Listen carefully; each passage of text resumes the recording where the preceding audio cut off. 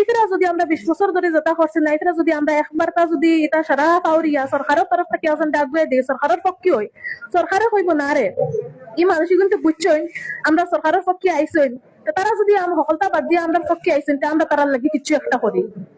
5 বছর সময় আপনারা সবে পাইবা একবার সরকারের পক্ষ হইয়া দেখবা যে সরকারে আমরা লাগি কিতা করে কিতা না বা আমরা যে ক্যান্ডিডেট শাহাবুদ্দিন মজুমদার সাহেব তাই সরকারের পক্ষে হইয়া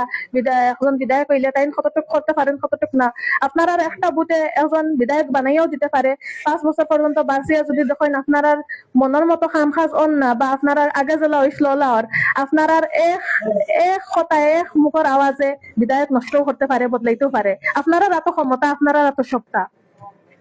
এখন যে কংগ্রেসের সরকার হওয়ার কোনো সম্ভাবনা নাই নুরঞ্জিতি যে এজিপির তাই লিডার আসলা তাই 2-3 বার আরিসইন এই দলের মিত্রজোটের প্রার্থী এন্ডে আপনারা ভোট দিয়া জিতাইয়া ফায়দাটা কিতা হইব সরকার তো হও এনডিএ রইব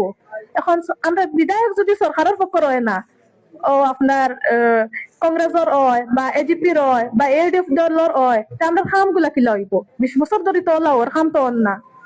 আমি আপনারা সবরে একটা অনুরোধ করবো আমরা দেখো আজমল ফরিয়ালুল্লাহ খান বা চৌধুরী ফরিয়ালুল্লাহ খান অত টাকা পয়সা আমরা নাই আর টাকা পয়সা দিয়ে আমরা লালচ দিতাম না কারণ দেখো আজমল ফরিয়াল তাকেও 5 বছরের লাগে নাই হয়ে যায় নির্বাচনের সময় আইয়া টান টাকা পয়সা আছে হিসাবে টাইন বান্ডিল পরি দিতরা আপনারা সবরে দিয়া তো বাদে 4.5 বছর নাই হয়ে যায় 5 বছর নাই হয়ে যায় ফায়দা আমরা কিছু হয় না এখন আমরা তুড়া পয়সা আগুন 2-3 দিন খাইতে পারবো আগুন দরকার নেই না আমরা সমাজের উন্নয়ন হইতো সরকারি কলেজ হইতো হসপিটাল হইতো রাস্তাঘাট হইতো যাতে আমরা ঘরের গুরুতায় মা বইনে বা এই নহলে ভালো করে আটিতে পারতা পয়সা কম খরচ হয় বিনা পয়সায় পড়িতে পারতা ডাক্তার দেখাইতে পারতা একটা দরকার কোনটা দরকার একটা নানি